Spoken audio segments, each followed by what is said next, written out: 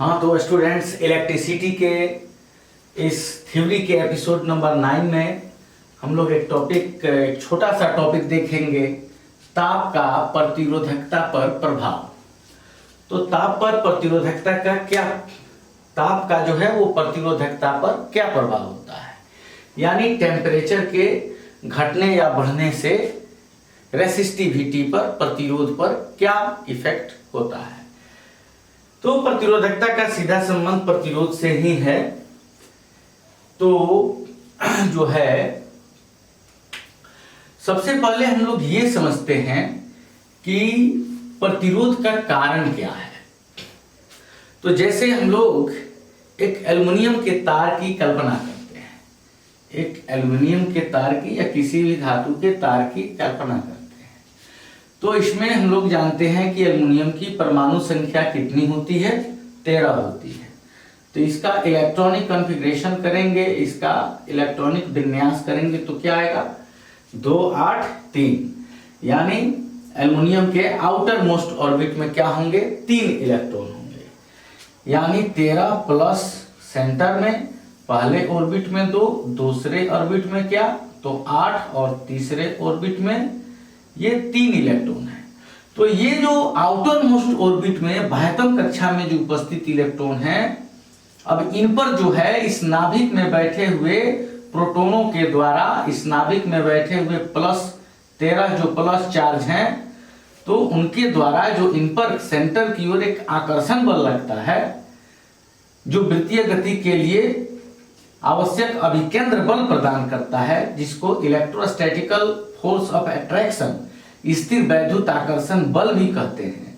तो ये काफी कमजोर हो जाता है, क्योंकि बाह्यतम कक्षा में हम लोग जानते हैं कि ये जो फोर्स काम करता है या 1/4 pi epsilon not Q1 Q2 by R square के रूप में काम करता है।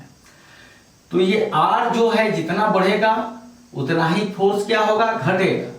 तो जो बाह्यतम कक्षा में जो इलेक्ट्रॉन 3 इलेक्ट्रॉन हैं, उनकी दूरी नाभिक से काफी अधिक हो जाने के कारण इन पर जो नाभिक का आकर्षण बल है वो कम हो जाता है। तो ये इलेक्ट्रॉन क्या होते हैं, ये कक्षा को छोड़कर इधर उधर जिगजैग मोशन करने लगते हैं, इधर उधर गति करने लगते हैं। इन्हीं इलेक्ट्रॉनों को क्या कहा जाता है, मुक्त इलेक्ट्रॉन कहा जाता है। तो ये जो मुक्त इलेक्ट्रॉन है, यही मुक्त इलेक्ट्रॉन जो है चालक के अंदर गति करते हैं जब इन्हें किसी बैटरी से जोड़ा जाता है, जब इन्हें किसी बैटरी से जोड़ा जाता है। तो जैसे ही जब किसी बैटरी से जोड़ा जाता है तो इस चालक के सिरों के बीच एक विभवांतर उत्पन्न हो जाता है, और विभवांतर उत्पन्न होने के कारण एक विद्युत क्षेत्र पैदा हो जाता है इस चालक के अंदर। और विद्युत क्षेत्र की परिभाषा से हम लोग जानते हैं E=F/Q, यानी विद्युत क्षेत्र के कारण Q आवेश पर एक बल F काम करने लगता है, और हम लोग जानते हैं कि बल F बराबर होता है द्रव्यमान गुना त्वरण, F=ma। अब यह बल जो F है वह m द्रव्यमान वाले इलेक्ट्रॉन में a त्वरण पैदा कर देता है। त्वरण का मतलब वेग का बढ़ना। तो अब इलेक्ट्रॉनों का वेग बढ़ने लगता है, अब ये इलेक्ट्रॉन गति करने लगते हैं। तो गति करते हैं, यहां तक तो कोई दिक्कत नहीं है, लेकिन अब प्रॉब्लम कहां है, तो जो अभी हम लोगों ने यहाँ पे क्या देखा, हम लोगों ने यहाँ पे देखा कि 13 प्रोटॉन जो है, यानी 13 प्लस, ये क्या है, सेंटर में है, और इस कक्षा में 2 इलेक्ट्रॉन, इस कक्षा में 8 इलेक्ट्रॉन, और इस कक्षा में 3 इलेक्ट्रॉन। तो ये 3 इलेक्ट्रॉन तो मुक्त इलेक्ट्रॉन बन गए, इन्होंने ऑर्बिट को छोड़ दिया, और छोड़ करके ये चालक में गति करने लगे। तो अब बच गया ये पूरा सिस्टम। तो इस सिस्टम में क्या हुआ, 13 प्रोटॉन बचे और 10 इलेक्ट्रॉन बचे। तो 10 इलेक्ट्रॉन और 10 प्रोटॉन गायब, तो 3 प्रोटॉन का प्रभाव हो गया, यानी इस सिस्टम पर क्या हो गया, 3 प्लस हो गया, 3 प्लस हो गया। तो ये एक तरह से इसको पॉजिटिव आयन कहा जाएगा। इसमें अब क्या बचे, तो 13 प्रोटॉन बचे और 8 इलेक्ट्रॉन बचे, और इस पर चार्ज कितना बता रहा है, तो 3 गुना पॉजिटिव। अब इसको क्या कहते हैं, तो लैटिस कहते हैं, जाला एक तरह से। तो यह लैटिस हो गया, एक तरह से इसको जाला कहते हैं। अब ये रास्ते में कहीं कहीं पड़ा हुआ है, क्योंकि इनमें से इलेक्ट्रॉन निकल करके दौड़ लगा रहे हैं। इनके आउटर मोस्ट ऑर्बिट के जो इलेक्ट्रॉन है वो क्या है, वे दौड़ लगा रहे हैं, और बीच में ये जाला पड़ा हुआ है जो ये पॉजिटिव बन के है। और दूसरा कि ये भारी भी है। भारी क्यों है? क्योंकि एक प्रोटॉन का जो द्रव्यमान होता है, एक प्रोटॉन का द्रव्यमान वो 1836 इलेक्ट्रॉनों के द्रव्यमान के बराबर होता है। तो 13 प्रोटॉन है, यानी 13 गुना 1836 और प्लस 10 और इलेक्ट्रॉन है। तो एक इलेक्ट्रॉन का इतना गुना ज्यादा जो है भारी द्रव्यमान, एक इलेक्ट्रॉन का इतना गुना ज्यादा ये भारी द्रव्यमान है।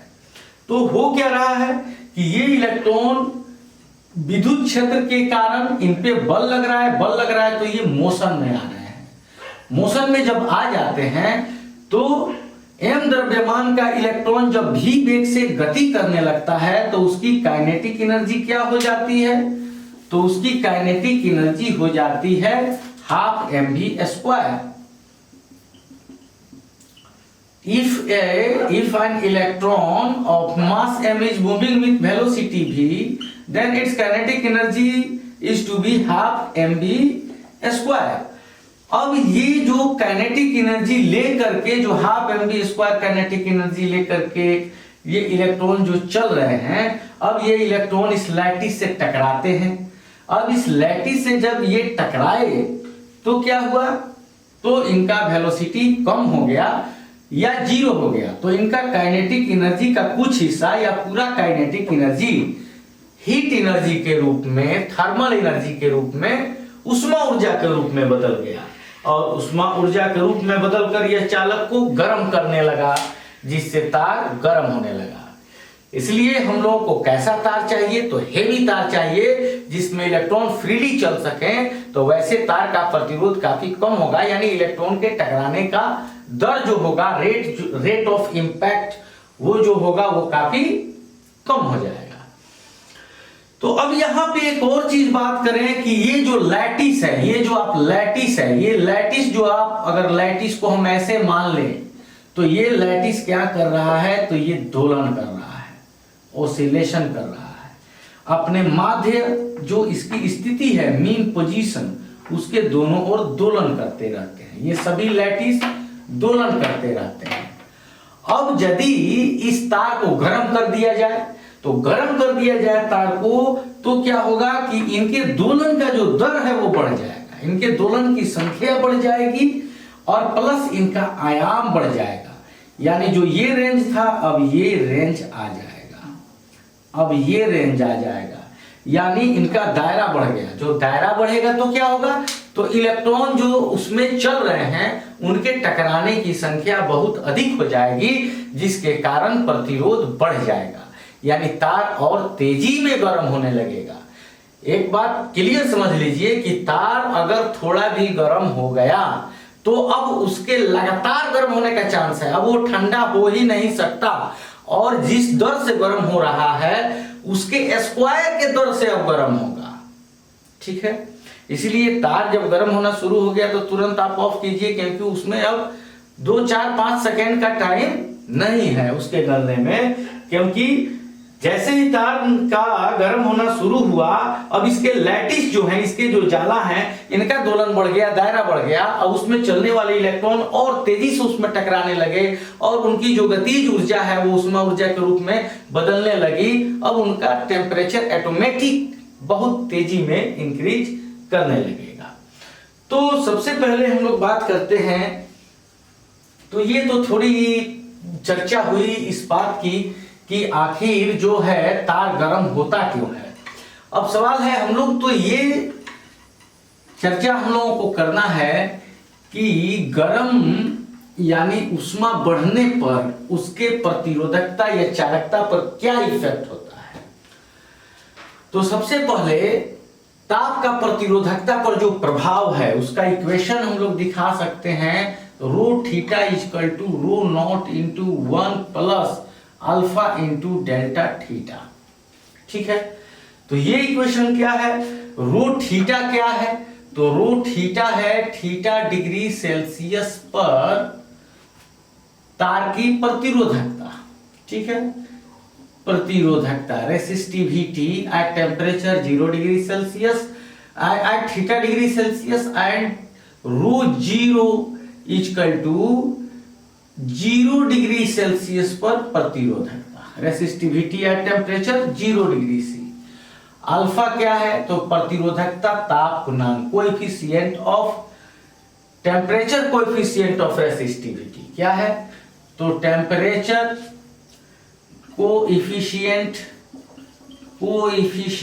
ऑफ रेसिस्टिविटी, यानी इसको कहते हैं प्रतिरोधकता ताप गुणांक। क्या कहते हैं? तो प्रतिरोधकता ताप गुणांक कहते हैं किसको? अल्फा को। और डेल्टा थीटा क्या है? तो ये टेम्परेचर डिफरेंस है, यानी θ2 माइनस θ1, यानी final temperature minus initial temperature. तो डेल्टा थीटा मतलब तापांतर, ताप में अंतर, θ2 माइनस θ1 अंतिम ताप माइनस प्रारंभिक ताप। अब ये जो इक्वेशन है क्या, तो rho theta equal to rho naught into 1 plus alpha delta theta. अब इसी को रेसिस्टेंस के रूप में, ये तो प्रतिरोधकता के रूप में, क्योंकि रो किसका संकेत है? तो रेसिस्टिविटी का, प्रतिरोधकता का, यानी विशिष्ट प्रतिरोध का, ठीक है। तो इसी को अगर रेसिस्टेंस के रूप में देखें, प्रतिरोध के रूप में देखें, तो ये इक्वेशन बनेगा R theta equal to R naught into 1 plus alpha delta theta, ठीक है।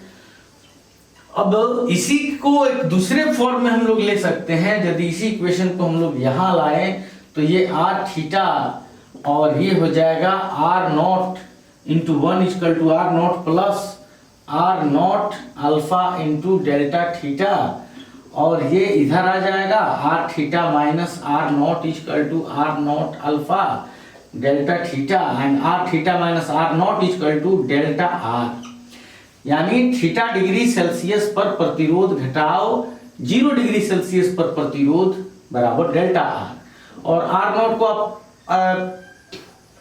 अल्फा, आर नॉट को आप आर भी मान सकते हैं, ठीक है, यानी 0 डिग्री सी पे आप प्रतिरोध को आर भी मान सकते हैं, या आर नॉट के रूप में भी लिख सकते हैं। तो ये R theta minus R naught को क्या लिख सकते हैं?